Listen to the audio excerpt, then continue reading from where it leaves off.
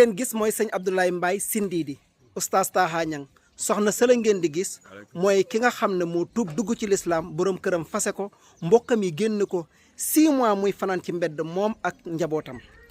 yàlla dogal na nag fi mu nekk ni mbokk julli di góorgóorlu nañ ba am 8 millions ngir jëndal ko kër gi ngeen di gis alhamdulilahi rabbil alamin kër gi nag borom nee na 15 millions la koy jaayee kër gi nag moo gën a yaatu yéen gisoon yëpp waaw léegi nag ma bëggoon ñu képp koo xam ne tasaare nga vidéo bi njabootam goog ni ngi leen di dëkkalee yàlla na la ko yàlla wuutoo ci sa njaboot yàlla nañ tekki sa njaboot boo leen dëddoo bàyyi leen fi yàlla na borom bi tabaraka wa taala teg ci moom loxo comme ni nga tegee ci ñii loxo